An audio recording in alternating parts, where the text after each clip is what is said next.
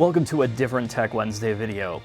I'm going to share with you a little bit of my history along with some of my passions and how they are all interconnected.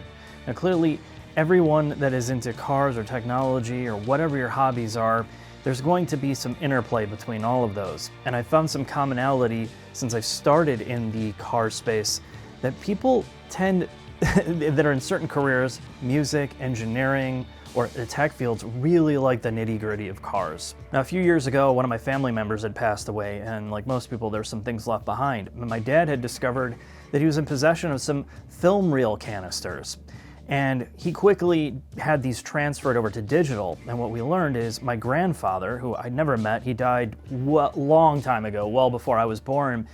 He was a guy that was walking around family events with a motion picture camera, like a real film camera. He would capture all of these private moments inside the family, and nobody had ever seen these before.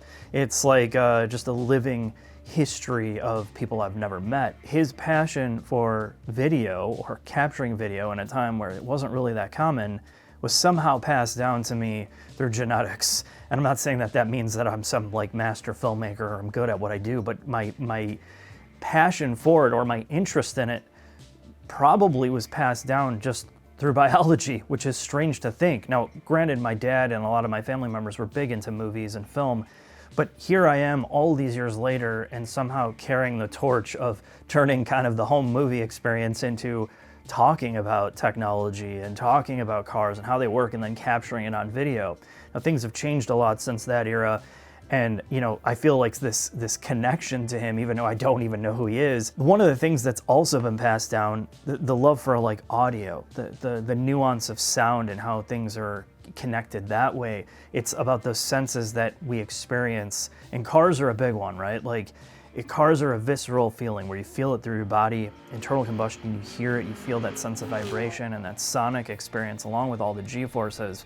And that's one of the special things about driving a car if you're connected that way. And that's also why I tend to be more sensitive about acoustics in a car and audio systems and all these things. So it makes sense that I've always wanted to build out like a home type studio. And I say that very loosely because in the audio space or home audio video space, you think car people get weird. The audiophiles in existence range from very, very simple to Bluetooth speakers all the way up to people designing dedicated rooms where they will argue, you know, $20,000 to $100,000 speaker cables will change your life. This isn't about kind of disparaging the people that are really passionate to like a fault. Much like with car people, it's to talk about some of my experiences that I've had kind of building this out and how it compares to the car world. I'm going to backfill a bit more history, and then I'm going to make the industry connections here in a minute between tech and audio and of course cars. But it started when I was about 6 to 8 years old, and my dad was the guy that had the home theater magazines, and he'd be looking, he's like, "Oh, what do you think of this?" I'm like, "I don't know, you know."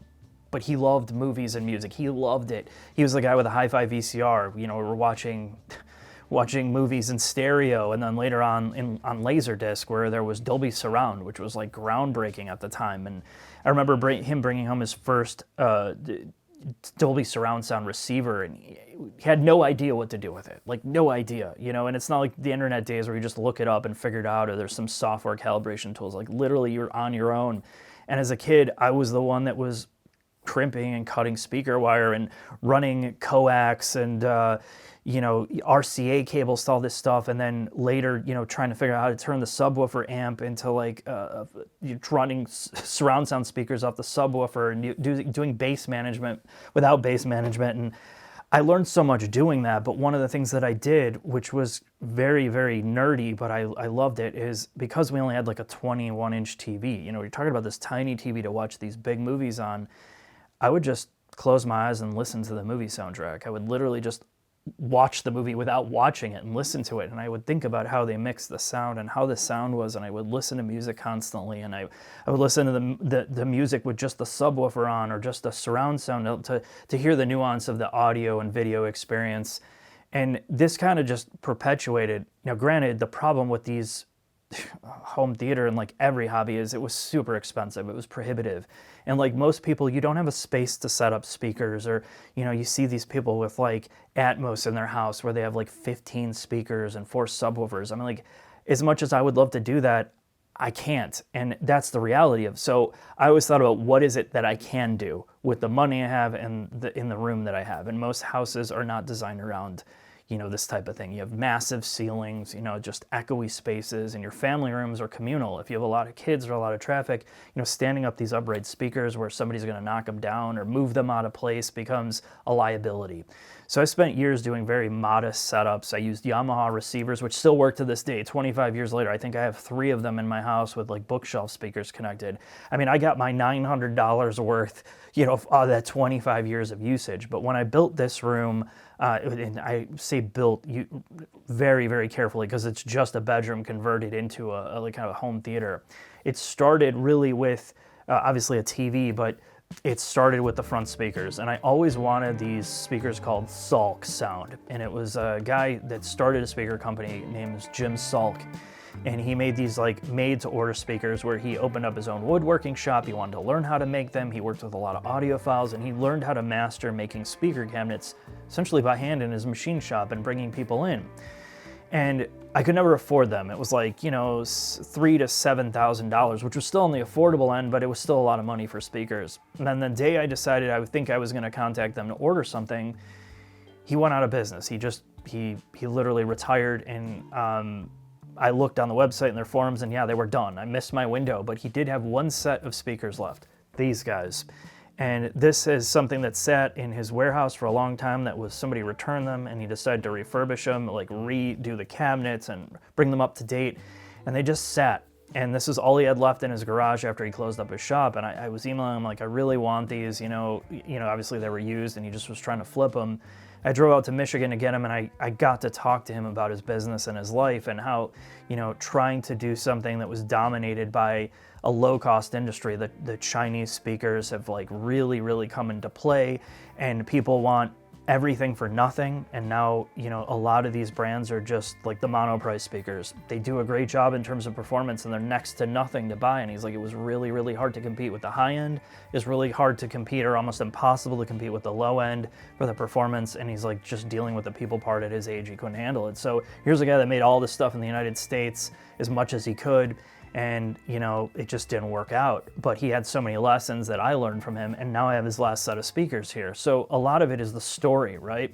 I think a lot of us are okay with spending money on something if there's legitimate story and people and engineering behind it. And that's really what I gravitate towards in the tech space, and namely with cars. When we get to learn from people that have spent 20 years working on something, all these years that took them to get to this place where this is their crowning achievement, I have a lot more respect for that than something that's just churned up and shit out, to be honest. So while these may not be the best speakers ever made, it's a man's story that I happen to be very good speakers, don't get me wrong, but it's a man's story that every time I listen to him, I appreciate it, despite me thinking, well, what could I get that's better?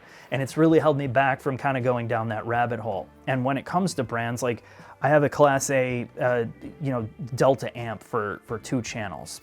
And that is it's an unbelievable piece of hardware when you look at it. It's just so well built. But I also have an Emotiva amp. And when you look at Emotiva as a brand, they're out of Tennessee. They do their design in-house, and then a lot of their supply chain is China or elsewhere, but they try to assemble as much as they can in the United States. And these guys are really big, they're huge like enthusiasts, and they make really, really good quality stuff for about 1/10 the price usually. The things have gotten so much better because of all the computer-aided engineering in the hi-fi space, much like in cars. They're able to develop quicker, they're able to reverse engineer what other people have done better. So while there's still this insane spread of like, you could buy a $200,000 set of speakers that is paint to sample. You can still get a really good set of like speakers now for $2,000 or even $1,500 all in. And I love that it's become more accessible, but it's also there's more garbage to sort through. And I think that's what's different now. That you're so flooded full of information. It's hard to disseminate what's good and what's not. Like most things with home theater, what you'll find is it's all about the room. You could buy $100,000 speakers, or you can buy $2,000 speakers, and you can put them in a very echoey, reflective room, and they will sound equally as bad. So this is the fine print about a lot of this stuff. It's the same thing with cars. You could literally go buy a Ferrari or a very high-end esoteric sports car, and you have no driving aptitude. You might as well just go out in a Toyota Corolla, because you may not even get the full experience of it. And we meet a lot of people that will spend a lot of money on a sports car and never even get even remotely close to the limit, and they're not even using the car for that really intended purpose.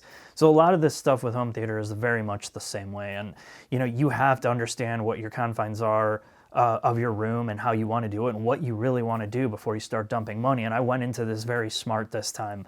I did a lot of software learnings on the side of the room acoustics. So when I did sound diffusers, I did sound reflectors, 3D diffusers, absorption material. I was looking at certain frequencies that I needed to cancel out or to augment to get the curves that I was looking for in the room, and also not creating a dead room by putting too many treatments in. So I really spent a lot of time on that. So by the time I really set up the speakers, I had a good starting point, not perfect. There's no such thing as perfect in audio because everybody's ears are different. I could put a lot of people in here and they'd be like, what's the big deal? And that's the beauty of audio. That's like the beauty of cars, especially. Like, some people just can't tell the difference, and that's fine too. So for me, I went down the rabbit hole. I'm going to make my own speaker cables. I wasn't going to spend, thousands of dollars on speaker cables. So I sourced copper from different places, and it was just totally pointless.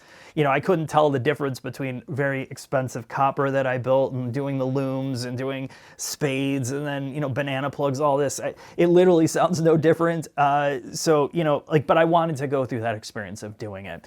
And same thing with some of the other audio gear. I finally wound up deciding on amps that I wanted. And this was right before the tariffs hit. And what I think the most disappointing part of this whole story is, I talked about this with cars, with Jack, and a lot of people online when we do our live streams. There's not one place in the world that has mastered every single thing, but there are places that really do specialize in certain things, and audio is no different. I would love to get a compact car from Ford or Chevy if they even invested money or time in making a compact car that was really good.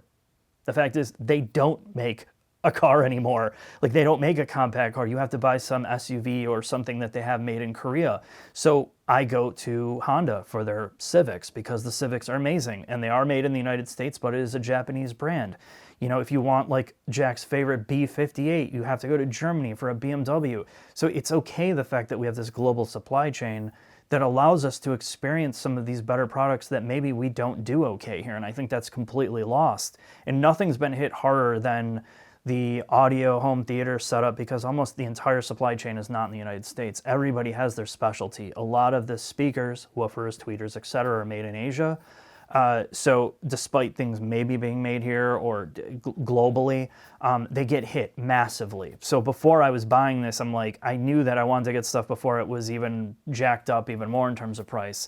And what I found is I really wound up buying stuff as floor models. The amp had just been sitting on a shelf in a store for a year, so I got it half off. Again, an amp that was designed by Canadian engineers and then built in Japan. My audio video processor is made in the same factory in Japan, in under certain quality standards. And these are the things that I really value, right? It's about, sometimes it's not about the ultimate in cost savings. It's I wanted the consistency of that engineering being done a certain place. I wanted my amp to be built in the specific factory, and then the AVR for consistency, but now all these products have had their prices increased. So, it's just crazy, and it's frustrating. But my point is, when you choose these things, it makes it feel, it's much more of an experience when you think it out versus just buying something to try it. And I've gone through that, buying things to try it, but now I'm at the place where I know kind of what I want, I know what I really appreciate, and I want to buy something I'm going to keep and not continually to mess around with, because everything has gotten so expensive. And I've gotten to a place where I sit down when I have the time to sit down to really appreciate something. It's more of a special experience, because everything that I have in here is more of a story of those choices and how I got there, along with putting in some of that work. And that's where you get to that end game of I'm now happy with what I have. Now, I'm not going to say that I don't want more. It's the same thing with the car world. You get one thing and maybe this is better, and you get to a place where you realize it's not most of the time. But you learn with your experiences, you learn with your purchases, and hopefully there's people on the internet, like we may do car stuff. I've learned from a lot of people in different industries that really know a lot more than I do. And that's what's perpetuated the knowledge. And hopefully, you can take some of these learnings that we have, in the next generation will be passed down with just our tiny bit of knowledge that we've shared from the people that are doing the work. So as it relates to this, it just connects to cars in so many ways. The tech side of like sim racing and computer stuff is something else I've become very passionate about as well. So I'm going to take you in the other room and show you kind of my mentality with that.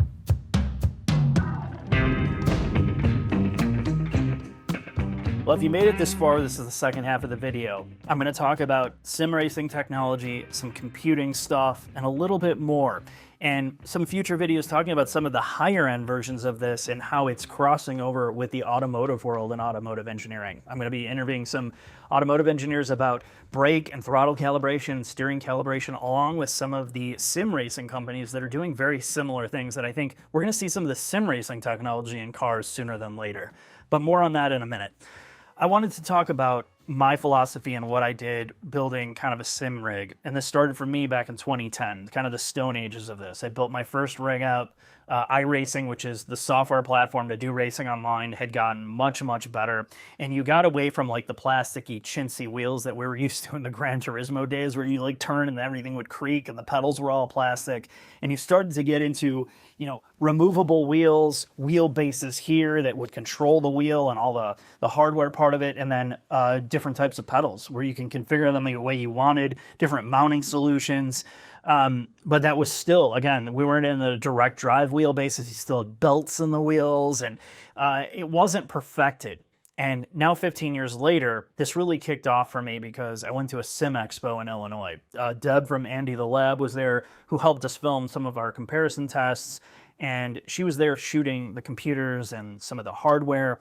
And I met some of the people that work for these brands, and I was floored at how much money is being invested in it. And I think the reality is this has gotten so much bigger now because the affordability of owning a real car or taking a performance car to the track has gotten to be unobtainable. If you want to wheel-to-wheel race a car against any competition, you basically have to be rich or plan on being broke. And that's the sad part of where it is today if you're, not just out there turning up like time trial laps or track days. So what this does is it connects people, very, very talented people. Some race car drivers do this. A lot of enthusiasts do this and are very, very good. It pits you against people across all over the world from your own room. And that's the benefit. Well, I will be the first to admit it gets very serious and frustrating a lot of the times. Very, very frustrating because the people that do this a lot, they're on another level. But because the software has gotten so much better, you can do your own leagues, you can do your own clubs, you can race more casually where you're not having to worry about, okay, now I have to sit here for like 2 hours to do practice, qualifying, and racing. Most people do not have the time for that. So it's much easier for me to get in here and practice in the winter where everything's closed for 6 months of the year, and I can just run by myself. I can just practice on driving, trying to get consistent, and this has gotten so much better. So I'm going to get into some of the things that I've done over the past 10 years and what I've learned. And again, this is about sharing a hobby and, what my experience is. It doesn't mean that it's right or wrong, but here it is. So my old rig was so big that you needed movers. I mean, it was so heavy. So when I did it in my office, I didn't want something that was going to take up a ton of space, or if I reconfigured this for projects, I wanted to be able to move this out of here.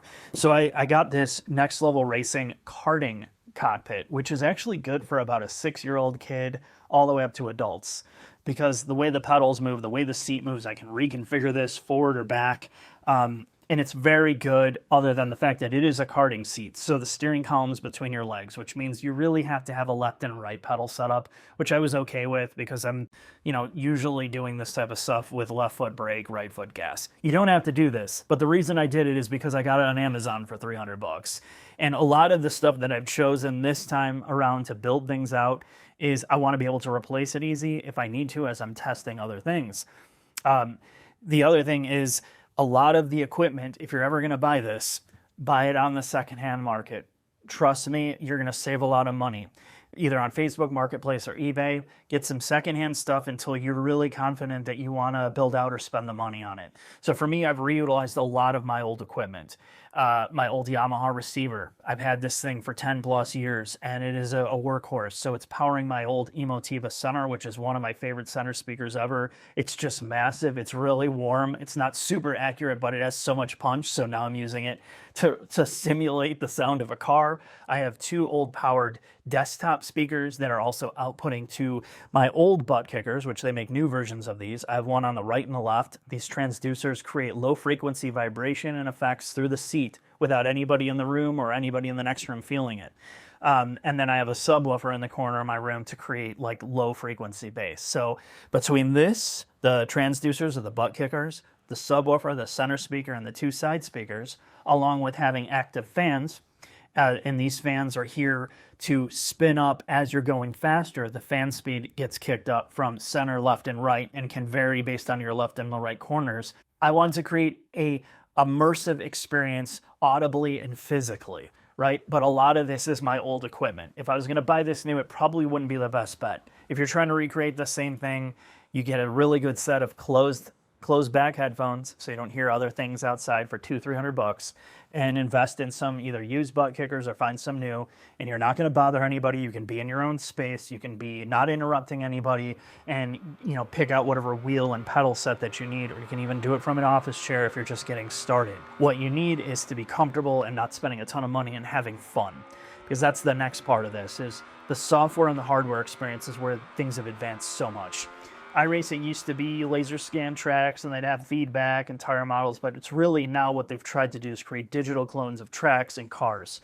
So the feedback, if you have really good pedals like SimiCube, which I'm going to do a video with them, but if you have a set of SimiCube active pedals, it's able to create force through the pedals, vibration through the pedals, and feedback through them, along with configuring the pedal actuation, dead zones, how much force, and you can emulate any car you want. So with the software, in this case iRacing that I'm looking at right now, they can simulate wheel force through curb strikes, through pavement differentiation, through tire wear, tire loading. All of that comes through the wheelbase. All of that software information also can come through the pedals if you have pedals that support it. Along if you're emulating a specific car, you can create a real feel of what the pedals feel like of the specific car you're driving, almost one-to-one. If you build your own profiles, or you can get people that will share their profiles online, it's like configuring a real car. If you have the right audio setup or the right headphones, you're basically creating a car experience that, in my perception, I've driven some of these things where it has more feedback than real sports cars. A lot of these modern sports cars that we drive, I've complained about this in multiple videos, they're so dead through every single input. They've isolated so much stuff out. You feel nothing through pedals now. You don't feel a lot through steering. The chassis are so rigid, and they don't transmit a lot through you now. You're so isolated out that these setups, it's sad but true, a lot of them give you more like connectedness through a digital fake car than the real cars we're driving. So that's why I complain about it a lot. Like, there needs to be a better middle ground, but I think the sim companies right now are doing an amazing job. So the last piece of this is computing power. If you're running high resolution, or you're doing gaming or doing sim racing, yes, it's going to be an expenditure if you're not doing it on console. And I'm fully aware of that. The more resolution you want, the higher the frame rate you want, you're going to need a more expensive GPU, and it's going to cost money. So when I was deciding to do this, I've been using all the Dell Precision stuff forever. That's really what I do all my editing on, a lot of the AI workload stuff, but it's not great for gaming. And I have used it for that. So when I was trying to do this, I talked to Deb, and she was working with MSI, Deb from Andy the Lab. They're doing these like computer giveaway videos, and they're trying to build PCs for people that need them. Obviously it's a promotional thing, but some of these builds are really focused on sim racing now. So I talked to the guys from MSI, and I told them what I was trying to do with these builds and talking about hardware. Like, well, we have these pre-built machines that people can get at big box stores, and that really piqued my interest because I wanted to see what it was like. Because most people do not want to build their own stuff, especially at a certain age. If you're working, last thing you want to do is source all the components, troubleshoot it, make sure it's right, and then have to support it by software licensing and all that. You want something that you can just go to a store and buy, and that's what these MSI machines are for. So I have their mid-tier machine that they sent that you can get from Amazon, you can get from Sam's Club or Costco, and Best Buy, of course. And then their 49-inch widescreen display. and they have two variations of the widescreen display, like a higher refresh rate and a lower. The lower refresh rate is far less money. But again, most of the time they're on sale. Like I was looking at Amazon, you can get the display for like $700 or $800 when it's on sale, and the computers just range. But the great thing is you can walk into a Costco, get a water-cooled PC with an NVIDIA GPU, and basically unbox it, come home, plug the monitor in, and you're done. Like literally that's it. You create your local account, bypass all the Microsoft nonsense, set up your software, and you're done. I don't have to worry about anything else. If you wanted it to be a circus light show, there's a button on the top to turn on the LEDs, or you can turn the LEDs off. It's literally a no-brainer. And the fact that if you do have a problem, guess what you're doing? You're just dropping it back off at Costco and be like, deal with it, give me another one.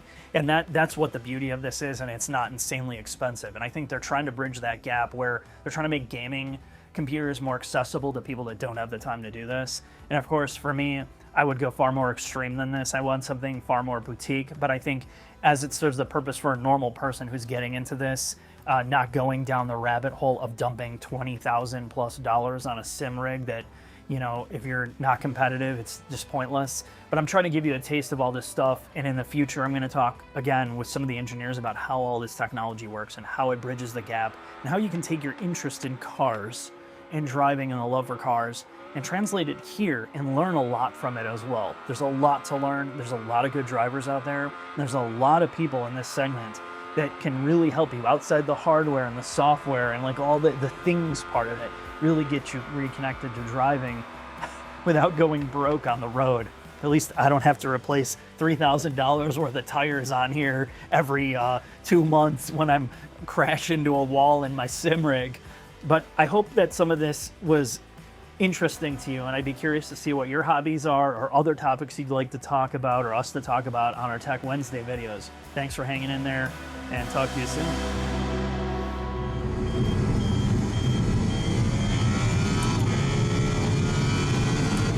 Oh my God. It's like ridiculous. It almost makes you sick. Really? Well, I got the monitor moving, the peripheral vision out the fucking side windows. I can't even make a lap.